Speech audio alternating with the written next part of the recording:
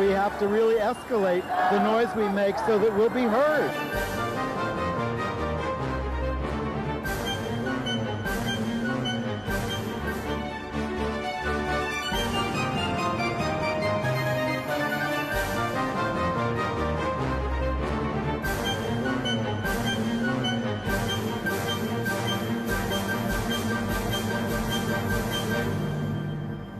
Welcome to Gay USA. I'm Andy Hum, and I'm so fatutzt that I didn't even put a tie on today. You're just doing a Steve Bannon imitation. Oh, my God. See, it's unconscious now. I'm Ann Northrop. Look, as you know, it was a close election, but a disaster for LGBT rights, the environment, women's rights, civil rights, and much, much more. We'll go over what Trump is proposing, including people in the White House determined to dismantle progressive gains of the last 50 years. Maybe the last 500.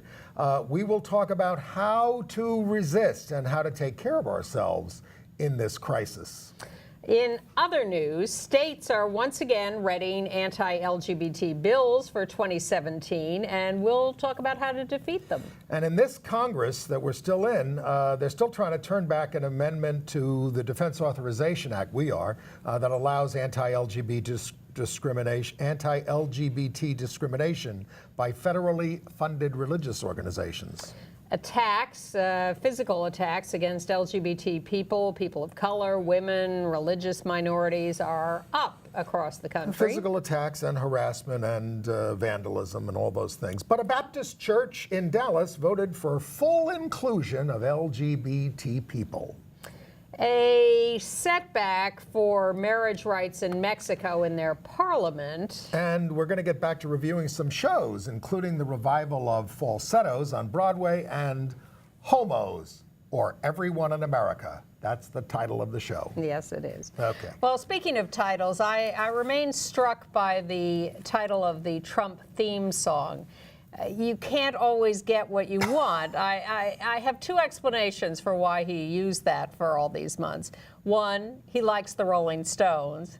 Two, he's really focusing on the end of that phrase, which is, but you get what you need, in his point of view.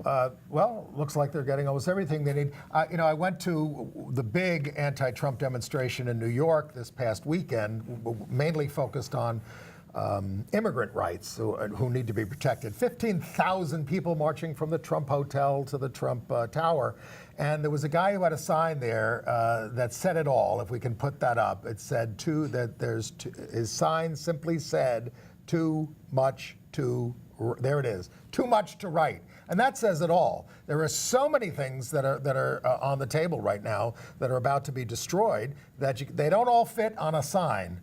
I have to acknowledge, as I did on Facebook, I had chest pains the past week and finally went to the hospital. My heart is okay. That was a relief. But it seems everybody is under some form of stress, depression, except Trump voters. I think it was a muscle pull. Oh, maybe. I want to start as an organizing principle here with the Leslie Stahl 60 Minutes interview of Trump and the Trump family, because what came out of that was everybody going, oh, he says he's fine with marriage equity at the Supreme. It's settled. It's settled, and I'm fine with that, he said. Yeah. Well, Leslie Stahl afterwards said, oh, he was so reasonable. I was so encouraged. Well, I mean, she tried to do a follow-up and say, well, but what about the Supreme Court and all this kind of stuff, as she did on abortion, where... And don't forget, on abortion, he said, I do want to get rid of Roe v. Wade. Yes. You're just going to have to go to another state if you want to get an abortion. It'll be left up to the states. But if those same justices who will overturn Roe v. Wade will overturn the marriage decisions. And those who are saying it'll be tough are wrong. Don't forget, we overturned Bowers v. Hardwick with the Lawrence case 17 years later to get rid of the sodomy laws. Exactly. But here's what she didn't ask about. First of all, she didn't clarify the marriage thing and did not point out that, in fact, he has said he's against same-sex marriage. It was wrongly decided. Yes, and that he would be, he claims he's fine with marriage equality and that he has spoken up for LGBT people during the campaign. Only not to be thrown off buildings by ISIS. That is the only thing that he has spoken up for. But Thank you. In his mind, that's speaking up for us. But he has said repeatedly that he supports traditional marriage, which is evidently, married 3 times and cheating on each of your wives.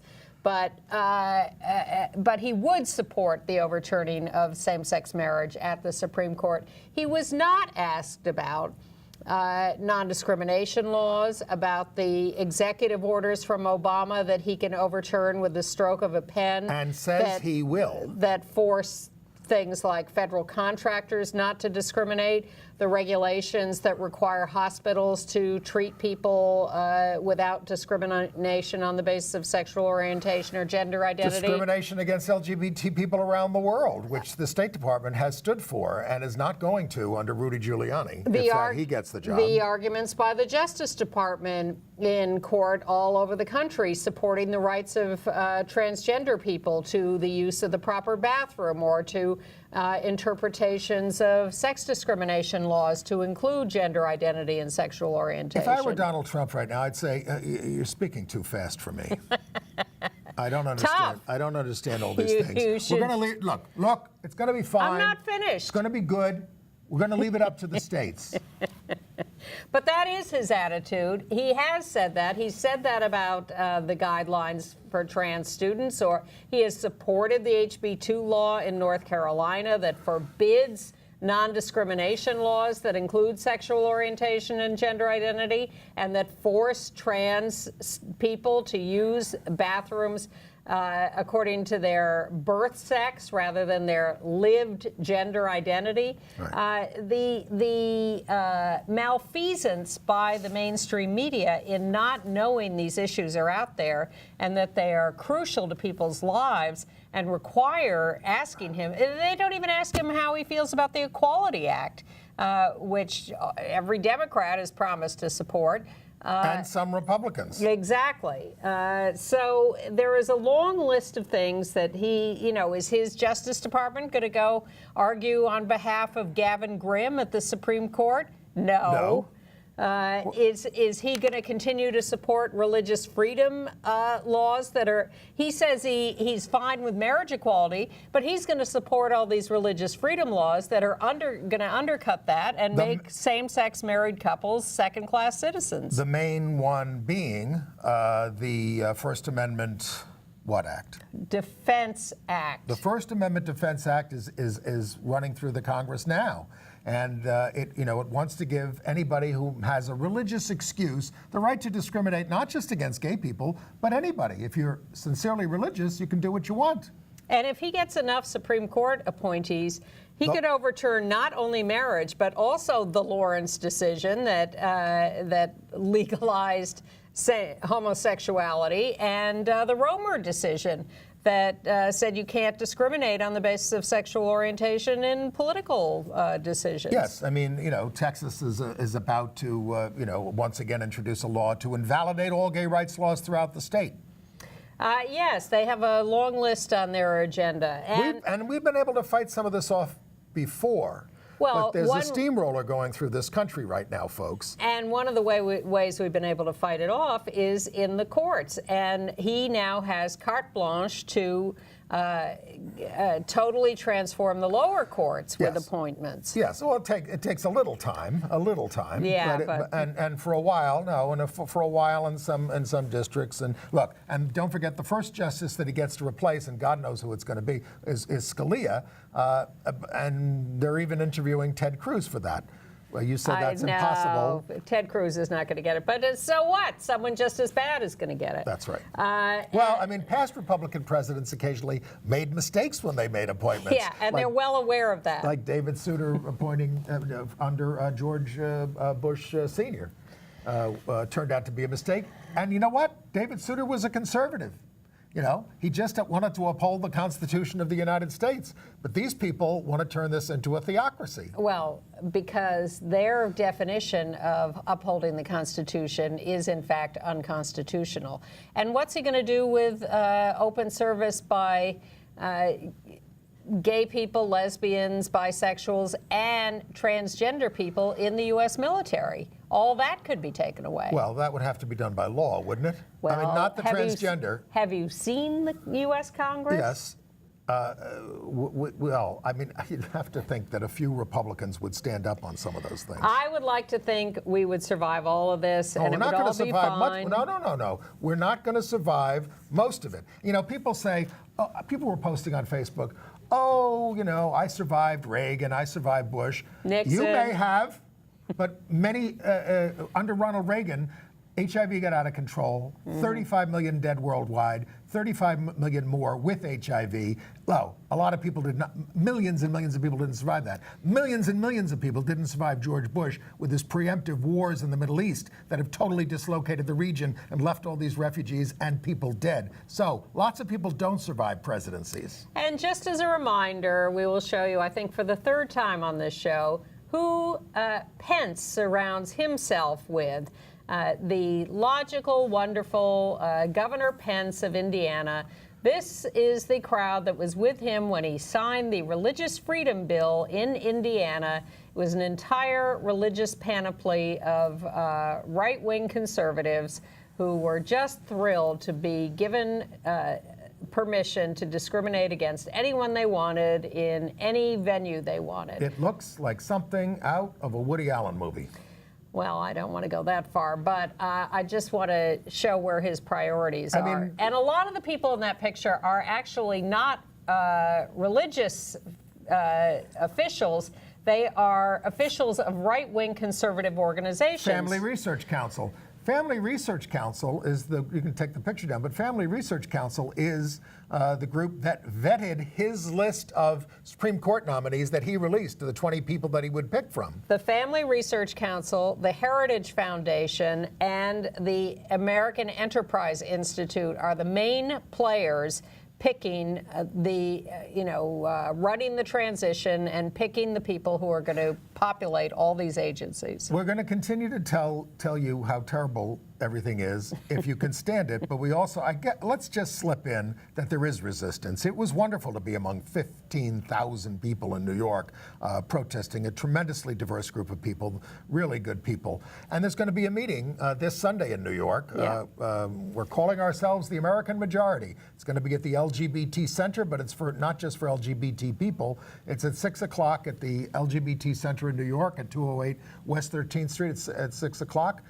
Come by to that. It's being run by Corey Johnson and others, who is a out-gay city council member. But we have to talk about how to rebuild and fight back. We didn't lose by that much, but we lost everything.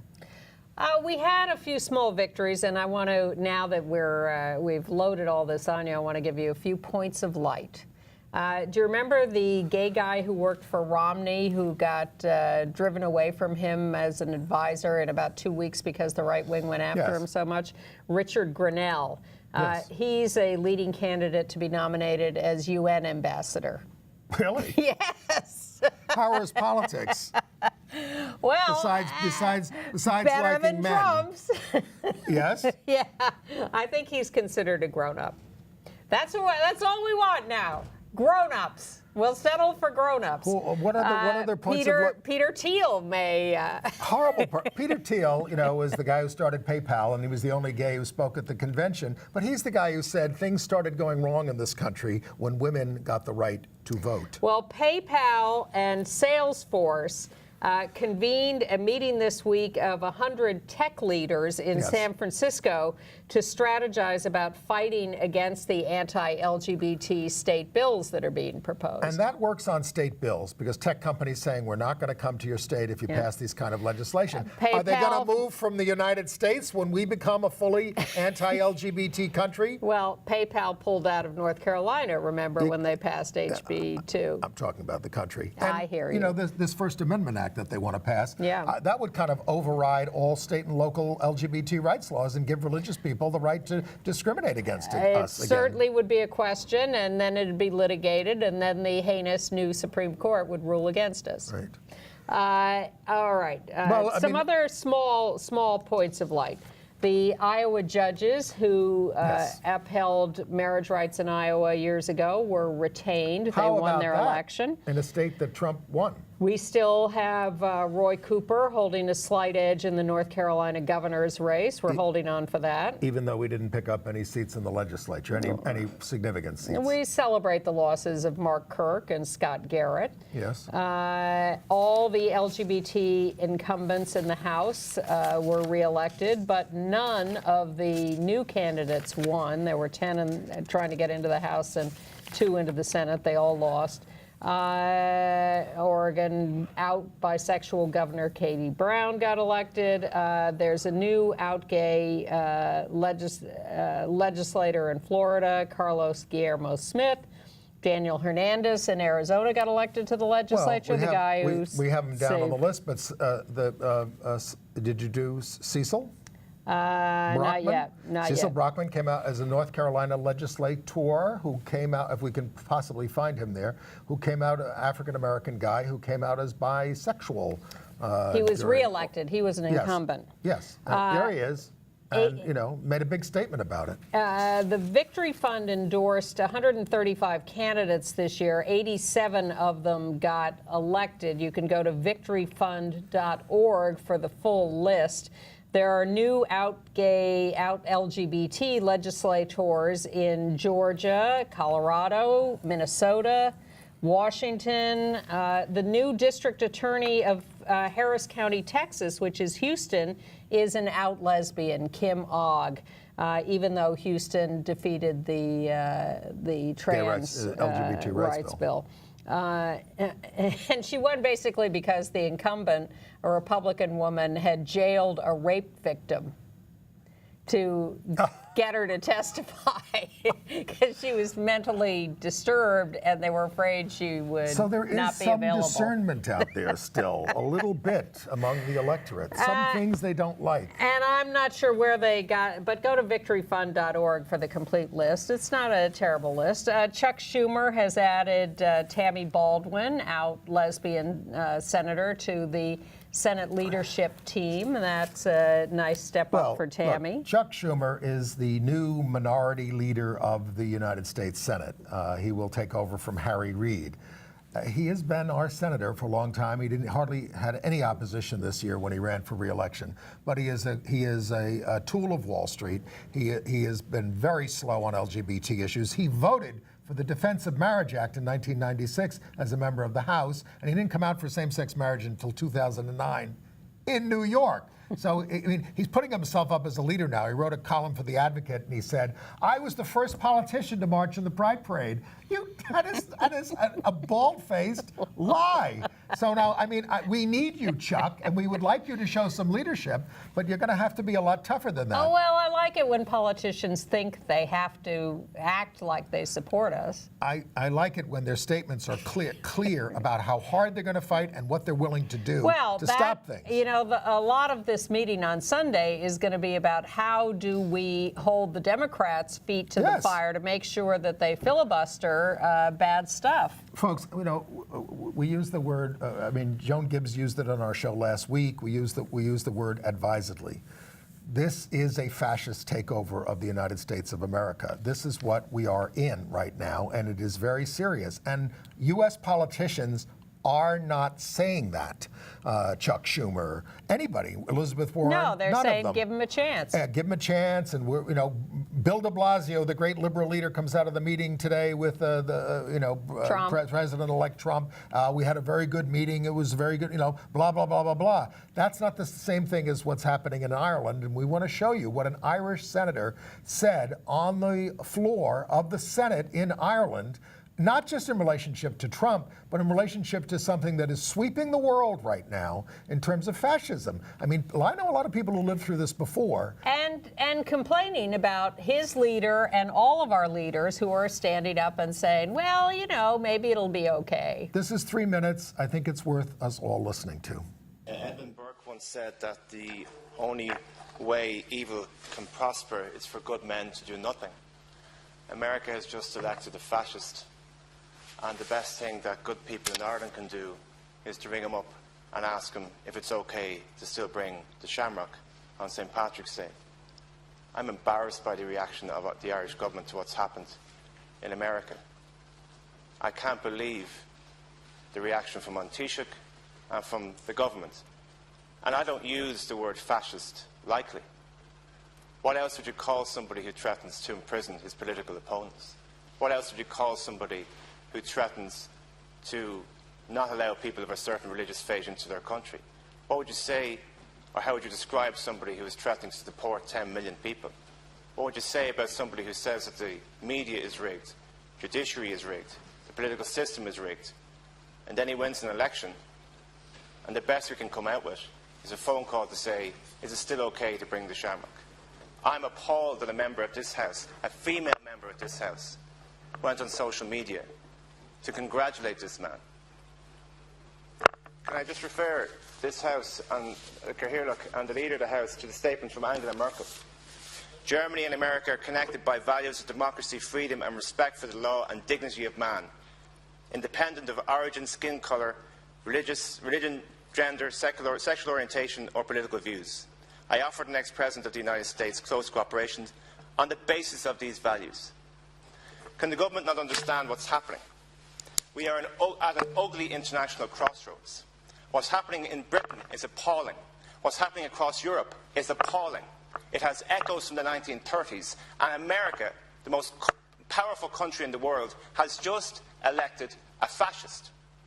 And the best we can come out with from government spokesperson is, well, we have to talk about foreign direct investment. We have to be conscious of American investments in Ireland. There are 50,000 Irish people illegal in America who I'm quite sure are fearful of their futures. When are we going to have the moral courage to speak in terms other than economy all the time and to realise what is happening? And if the Taoiseach of this country cannot stand as an Irishman at the crossroads of this ugly venture that the international political system is facing into and call it for what it is, then we are doing nothing. I am frightened.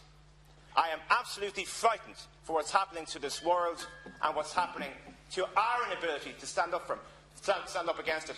I want to congratulate Colin Eastwood from the SDLP, who has said that he won't participate in the charade in St. Patrick's Day. A clear challenge to other political leaders in this country who may be more interested in their fundraising capacity in America so as not to insult potential American dollars that could come into their political coffers here in Ireland. I want to ask you, Leader, to ask the Minister for Foreign Affairs into this House and to ask him how we are supposed to deal with this monster who's just been elected President of America, because I don't think any of us in years to come should look back at this period and not say that we did everything in our power to call out for what it is. His name is Aidan O'Riordan, and damn it, I want to hear that from Democratic politicians or other people resisting. We have to speak clearly about this, or we are going to get run over. Does it give you any hope that people are calling out Bannon? Yes, calling him out, yes. Although, in some ways, I like the idea that Steve Bannon is right there in the White House, a white supremacist, right there, showing every day what this administration is about. Well, it's going to be a wild ride. I mean, let's go through some of the other things. I mean, you want to go right? You want to show the other resistance? Sure, let's show. There's a group called Anonymous Queers. Three Anonymous Queers. three Anonymous That's all Queers. it takes. And I'm guessing we know them, but they haven't told me who they are. They hung this U.S. flag upside down from the Manhattan Bridge in New York. That's a distress signal. Yeah, and it stayed up for half an hour before it was taken down. That's the kind of thing Chuck Schumer used to always complain about when they did it on the Brooklyn Bridge. Well, congratulations to Three Anonymous Queers for doing that. Yes. Let's see what else. Well, we have other protests? Well, I want to go into that, but we haven't finished with the administration and the people that they're appointing. And we showed you the picture of Pence, but let's review it. Mike Pence is one of the most anti-gay politicians in the United States of America. from what he did in Indiana. He believes in conversion therapy. He believes in limiting, our rights based on religious, quote-unquote, religious freedom. And he was unable to explain himself. He did such a bad job of defending that thing that he was finished in Indiana. He was not going to get reelected as governor of Indiana, and now he's the vice president of the United States, waiting to take over when this 70-year-old guy with a paunch keels over and he becomes president. At the height of the AIDS crisis, he was in the House of Representatives, and he wanted to deny funding for treatment or a cure until we punished gay men for having sex. You mentioned Steve Bannon. He's made specific attacks against gays and lesbians, not just with people writing on Breitbart, but his personal thing about, feminists are frustrated dykes, basically. Well, he said feminists don't like the right-wing prominent women like Michelle Bachmann or Sarah Palin because they're not dykes from Seven Sisters schools in New England.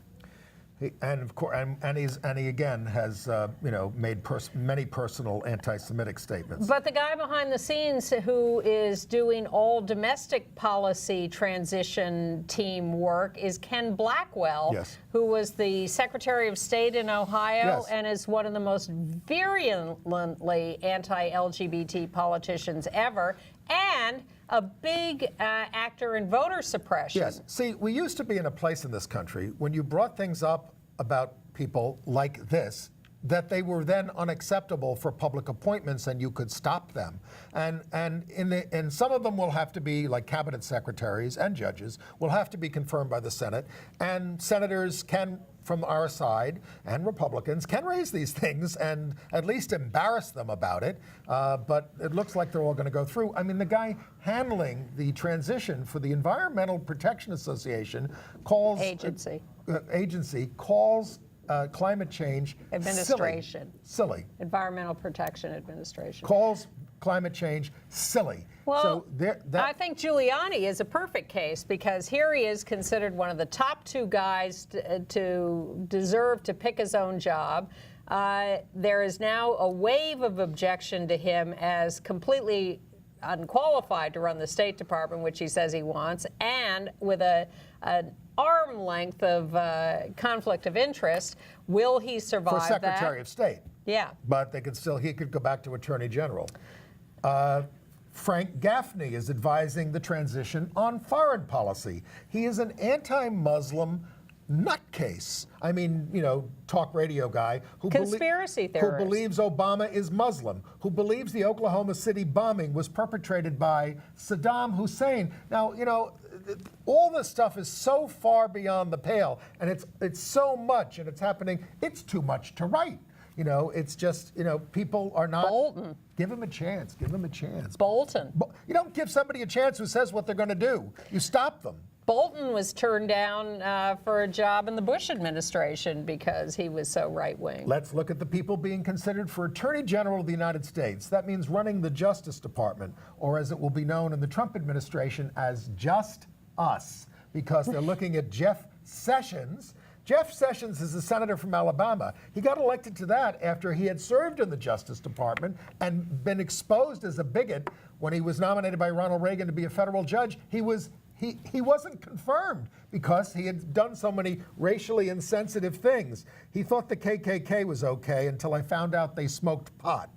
He said ACLU was un-American and communist-inspired. NAACP forces civil rights down the throats of people. This is the way the guy talks. He once wished, as when he served in the Justice Department, I wish I could just dump all these civil rights cases and not have to look at them. They want him for that, and they also want Chris Kobach, who was the Kansas Secretary of State. He's very hardline anti-immigration. Been working with Sam Brownback. He accused the Human Rights Campaign of promoting homosexual pedophilia. Oh, and then they're looking at Ted Cruz. But, give him a chance. Oh, but let's give some credit to Ben Carson, who said, our new hero. I don't want to be Secretary of Education. I don't know anything about it. I'm unqualified. I've never run a major agency. I did want to be president, but I'm not qualified to run an agency. I mean, this is all about rolling the clock back, and the new rolling the clock back. Ed Meese has reared his head and is involved. But you know, the Pew Research did a poll that said, here's the question they asked: for people like you, have things gotten better or worse compared to 50 years ago? 19% of Clinton voters said things have gotten worse, 59% better. Trump voters said 81% that things have gotten worse, 11% better. There was no gender gap on that question. There was a big racial gap, of course, but that's what's happening in this country. These people want to go back to the time when women were in their place, black people were in their place, gay people, etc. I am shocked by the number of people I see quoted these days after the election who admit that they voted for Trump because they wanted white people running things. They said that? They said it out loud. I've seen it several times in print and on TV. Wow. And you know, look, we have a very because Hillary won the popular vote by over 1 million votes at least, and he won a narrow electoral victory, a couple of 100,000 votes in a couple of states. The whole thing changes for her anyway, for Hillary. But it's not just the Electoral College, which is a disaster, and is not going to be changed unless we go for this fair vote thing. And then I don't want to get into explaining right now. There is a way to work around it. But the Senate of the United States, I mean, 2 senators from every state, 2 for California, 2 for Little Rhode Island. And that's what the Electoral College is, too. Exactly. We don't have representative government. We don't have much of a democracy. All right. But the LGBT vote, as they've been able to assess it, went Hillary 78%, Trump 14%. Yes. But there were gays for Trump. We have the billboards to prove it. If we can put that up, in fact, our viewer Peter Boykin is the one who put up these billboards. He's a strong Trump supporter. But where's the evidence? Where's his evidence that Trump is going to defend LGBT rights beyond not having us thrown off buildings by ISIS? Well, that's what he concentrates on. He's concerned about terrorism, and that's his. We're all concerned about terrorism. His reason for supporting Trump.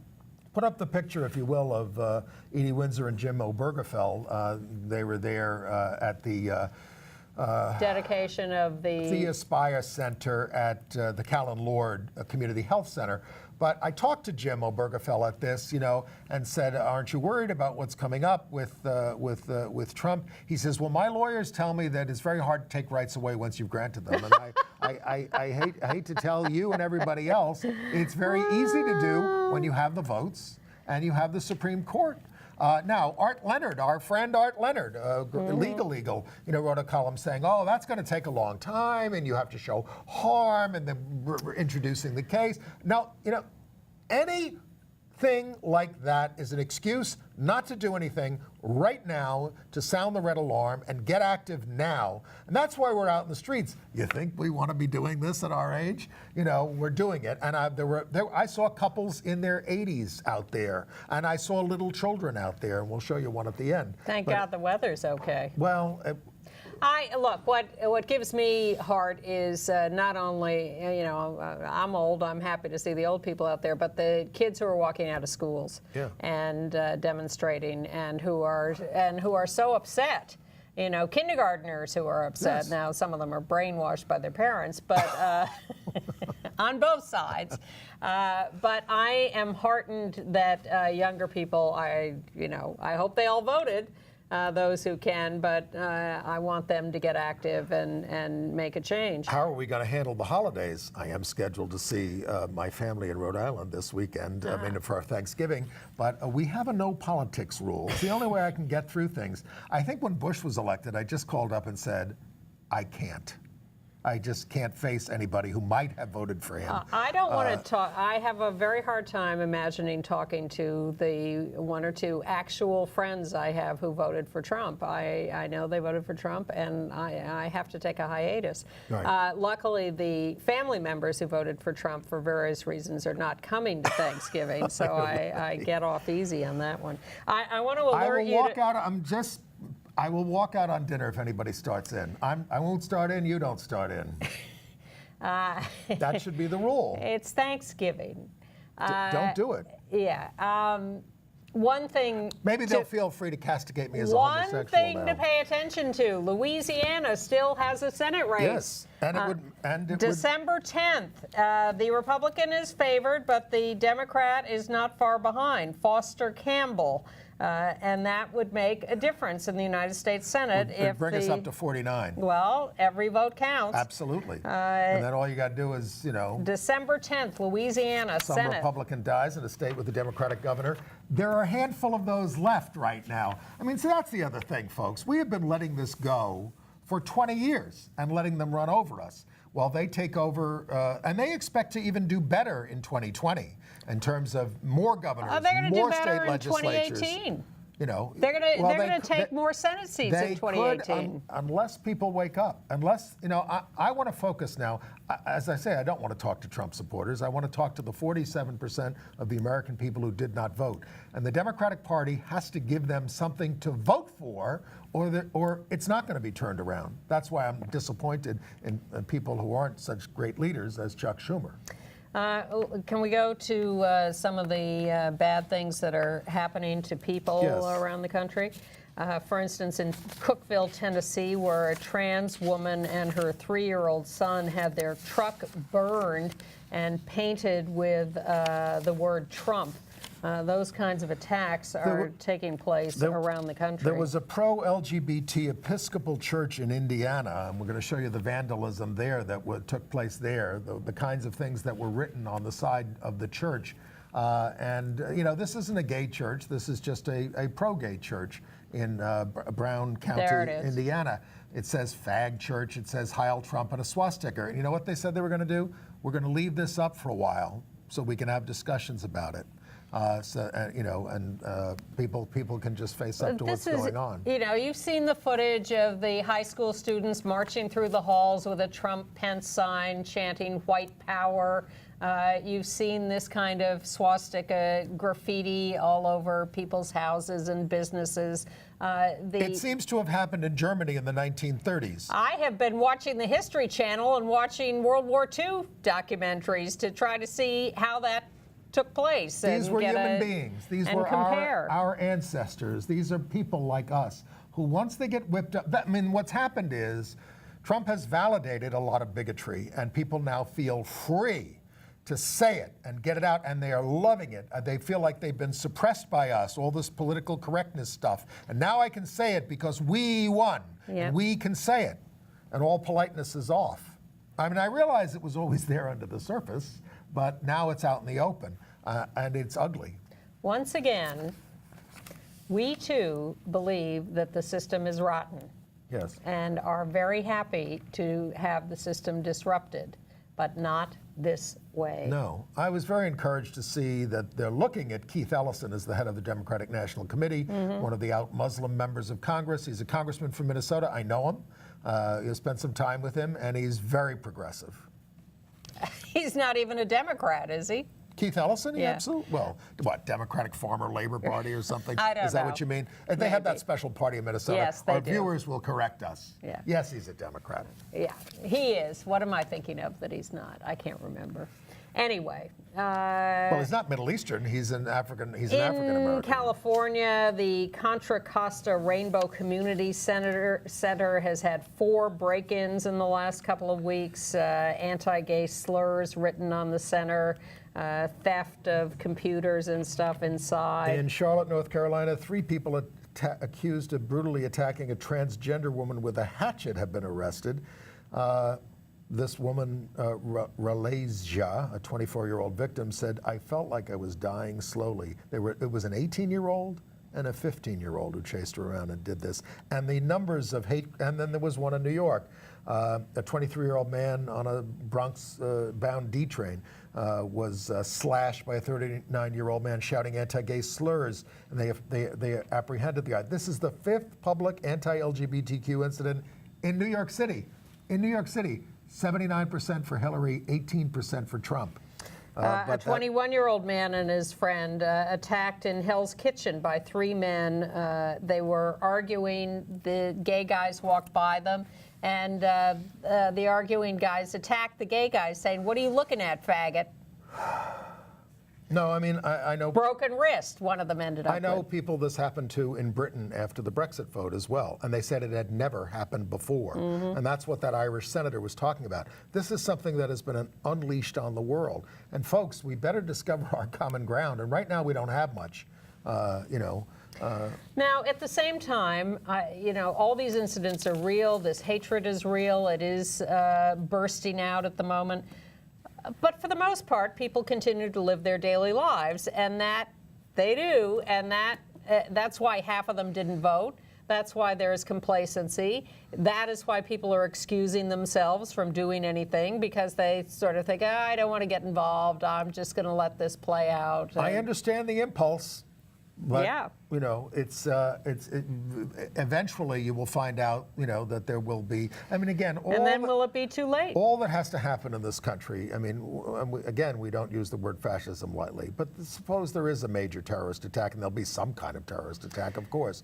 That's when they declare martial law. That's when civil liberty, All right, well, here are some bad things that are happening even under the end of the Obama administration. The Veterans Administration has just withdrawn a proposal to pay for gender reassignment surgery, saying they don't have enough money. We're waiting for the resolution of the Gavin Grimm case. We don't have enough money, they said. And the Pentagon has announced that same-sex couples who are civilian employees must marry by the end of this year to keep getting benefits. No more domestic partner benefits. That is something that has been done by many private organizations. Yeah, well, governments. The State Department, not New York City. The State Department is instituting the same rule, but is giving people until 2018 to marry. Right. The Pentagon has just announced you have 2 months to do this, less than 2 months. Now, here's another ray of light. Those serving overseas are exempt until 2018,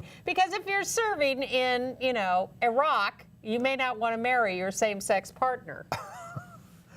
But in Dallas, the Wilshire Baptist Church has voted to grant gays and lesbians full membership in the church, and that means everything, same-sex marriage and everything. This is a Baptist church. It passed by a 61% majority, but immediately they and another church may be expelled from the Baptist Convention for this, and that also includes the First Baptist Church in Austin.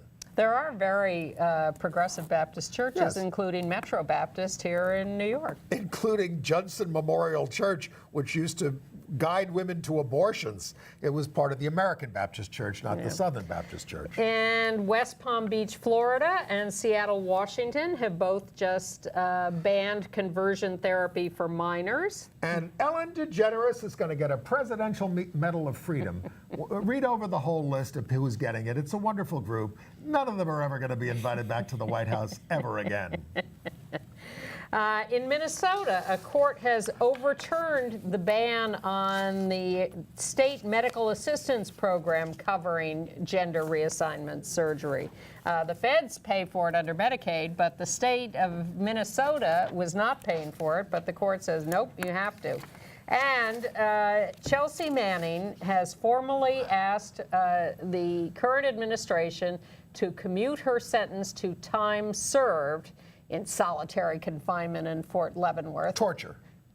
Horribly tortured. Two attempted suicides, for which she gets punished each time. Yes. And she has served more time and drawn a much longer sentence than anyone else similarly situated for revealing government confidential information.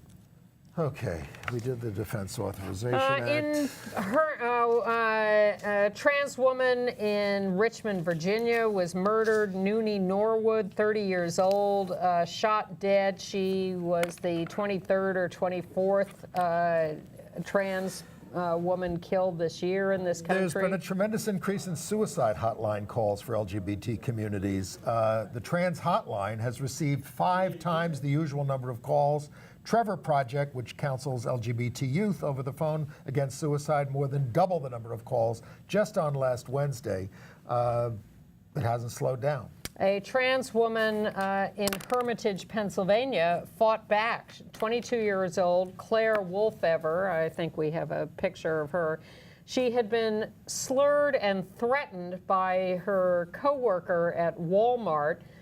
She filed a complaint, which wasn't being acted on. She stole her grandfather's gun and went and shot the harasser 4 times. He's alive and doing okay. She went out to the parking lot and waited for the cops to come arrest her. And in the midst of all this, we don't approve of that. In the midst of revenge. Absolutely one of the worst years we've ever lived through, the people of the LGBT community in Orlando had their Pride celebration. Look, there's the cover of the Orlando Sentinel. Wow, what a thing. This was in the wake of the election, in the wake of the Pulse Massacre, right, all that weekend stuff. right after. Biggest ever. Biggest ever Pride celebration in Orlando. Congratulations to the community there. Keep fighting, keep out there. Yeah, thank you for your efforts. And speaking of parades, the one of the 3 grand marshals for the Rose Parade coming up in Pasadena, the first of the year, will be Greg Louganis. Right. First out gay, first HIV positive, obviously Grand Marshal of the Rose Parade. All right. In Texas, the Association of Businesses, which is the Chamber of Commerce there, has announced that if the state passes the anti-LGBT laws proposed by Attorney General Ken Paxton, the state will lose 105,000 jobs and $8.5 billion if these laws are passed. This is what's going to happen when the right wing sweeps through the country passing all this stuff. It's going to be a job killer, an economic depressor.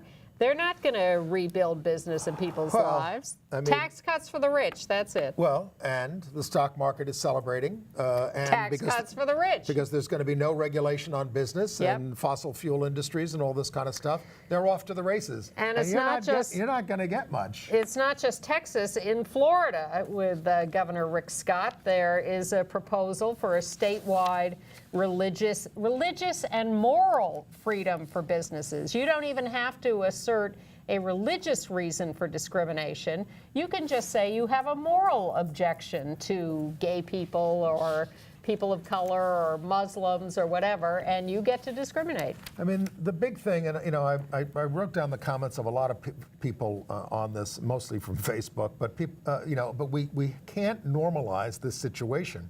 We have to keep objecting to it. Paul Rudnick wrote that, you know, appointing Pence and Blackwell isn't a matter of political balance. He says hatred should never be considered a mere difference of opinion where we can all agree to disagree. You can't do that. John Oliver was great on his show. He said things will not be okay. Oh yeah, the sun's going to rise. That's a hell of a standard. You know, that's what Obama said the next day. Obama's certainly not being very strong in this. The sun rose after the Pulse massacre too. He says this and the Syrian bombings. He says this is not normal. Write it on a Post-it note and stick it on your refrigerator. Hire a skywriter once a month, tattoo it on your ass because a Klan-backed misogynist internet troll is going to be delivering the next State of the Union address, and that is not normal. It is effed up. Mm-hmm. And Andrew Solomon said, let us fight the diminishing sense of horror that we have, you know, and fight the forces that normalize autocracy and bigotry. Kareem Abdul-Jabbar, who was also going to get a Presidential Medal of Freedom, said, you know, we can't do this later. We have to do this right now. And he wants to focus on the elections right now. Look, for all those who say take a wait-and-see attitude, give them a chance, the protests that are taking place right now have already helped us reveal and fight back against the bigotry of those who are taking over. They have been very effective in spite of everybody saying, you know, oh, why are you doing that? I love what Stan Van Gundy did. Gundy said he's the Detroit Pistons head coach. He's a white man, obviously works with a lot of African Americans, and he blasted this in a 6-minute rant at his press conference. I don't think anybody can deny this guy is openly and brazenly racist and misogynist and ethnic-centric.